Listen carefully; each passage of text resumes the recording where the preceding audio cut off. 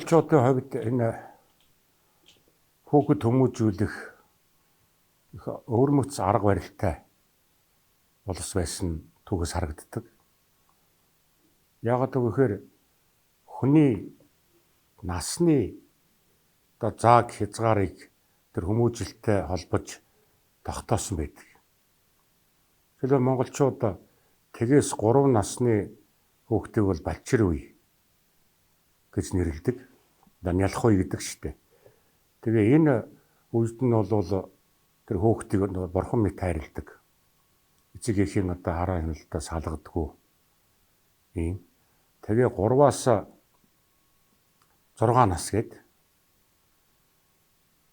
Тэгээ 6-аас 13 нас гээд.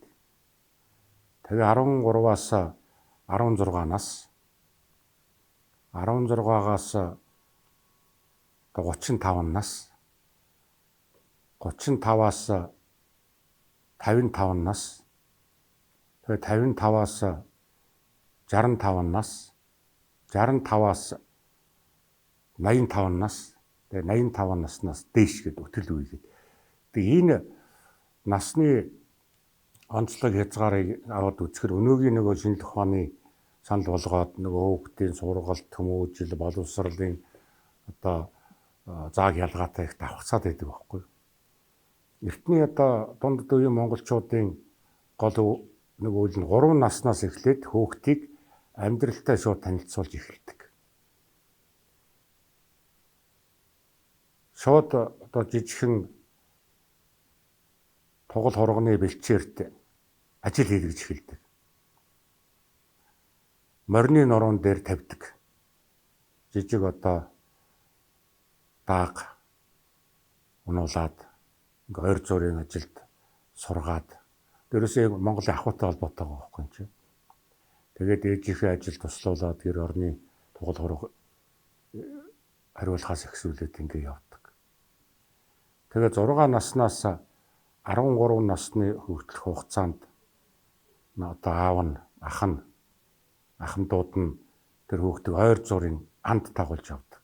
Жижиг тэг хавчаахаа ном сум бариулдаг.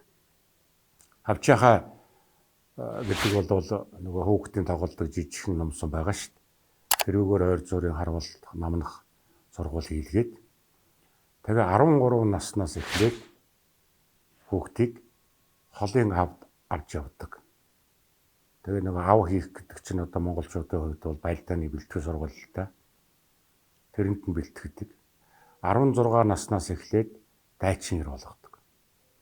Тэгэхээр 16-аас 60 насны хооронд бол Монголын цэргийн нас гэж үздэг.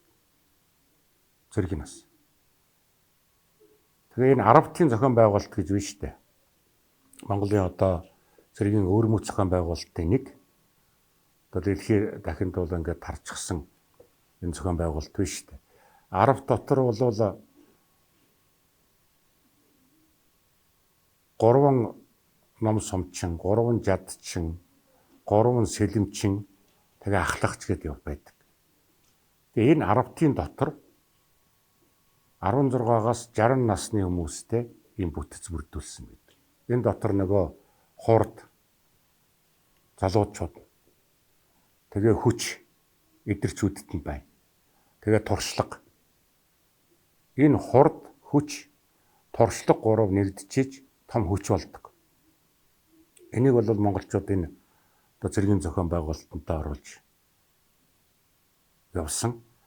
Тэгээ энэ дотор чинь нөгөө бие биенийг хүмүүжүүлэх, бие биенийгээ сургах, ахмадаасаа суралцах, баг эдрийгээ сургах ийм үйл явц явдаг байж л тэ.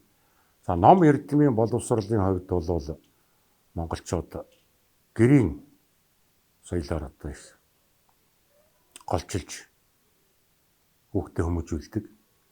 За Монголын эзэнт гүрний Юан улсын үед бол бас сургууль боловсролын асуудал тэр суурин газар орныг эзэн захирчсантай холбогдоод суурин сургуулиудыг бэлдэж байгуулж эхэлсэн.